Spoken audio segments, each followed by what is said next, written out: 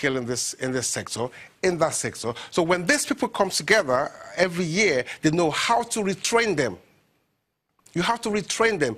Let's say, for example, we're looking for geophysics or physicists in the economy that we don't have.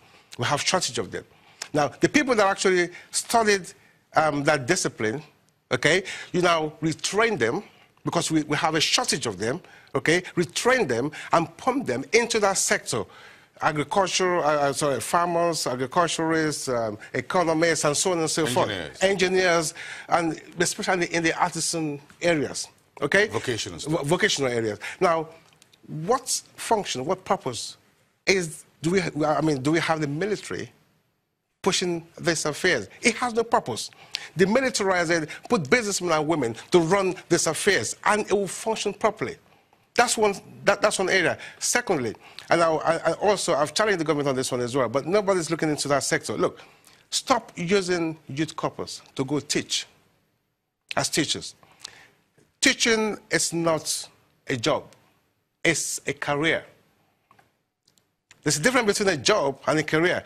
The people that actually go to study education, for example, are trained specially. Teachers are mentors.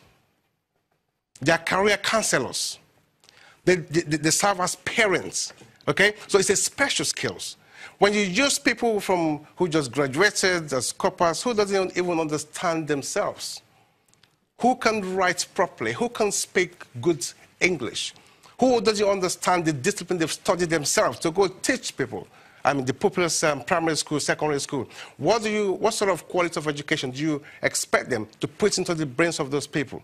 Now, don't forget the fundamental of development starts from education. The basic education. You're right. Now, when you mess up their brains from that sector, from that level, when they get to the secondary A levels, that's going to stick in there. So you are messing up a huge number of Nigerians by using corpus. Look, stop using corpus to go teach. Now, if some of them want to teach, if they study education, you have to go and retrain them.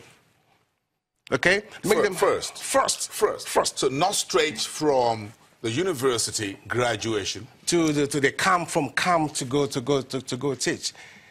Now, many years ago, when we used to have education inspectors, if we still have them now, and they go to all the schools to go see the quality of what they put into those pupils' heads, you will be crying. You weep for them.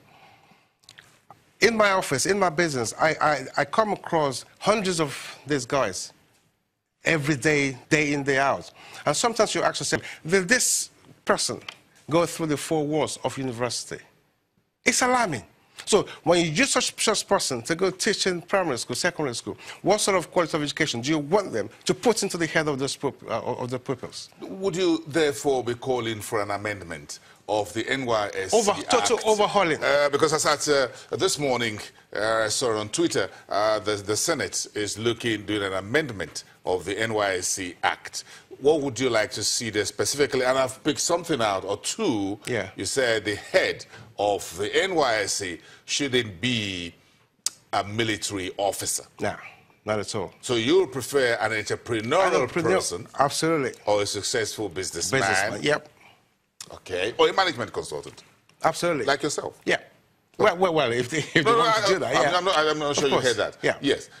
Then, number two, don't use the youth corpus as teachers in primary and secondary schools. Unless they are retrained. If they study education and they've gone through maybe 6 months retraining to become career counselors, mentors, and so on and so forth, before they could actually go to the classrooms to go teach. Do you think we have an issue with our population here vis-a-vis our jobs market? That keeps occurring. Funny enough, there are jobs in this country. There are a huge number of jobs. But the problem is we don't have the right skill of people to fill those jobs. So it's not necessarily due to rising population? The population rise is one thing. It's an advantage if we know how to tap into it and make it useful to us. In India is about 1.3 billion. They understand the advantage, okay, of their population. So they tap into the human resources of that numbers. Now, they invest heavily in ICT. They invest heavily into the medical sector. So when they have enough within themselves that can take care of the economy, they export those people out. If you go everywhere now around the world, the majority of the IT guys in the US are the Asians, Indians, doctors in the UK, and so on and so forth. Let's take a break. Michael, Adele, let's take a break. We'll come back to that conversation on jobs, and we're looking at 2018. It's not too early to do that, is it? We'll be back in 2.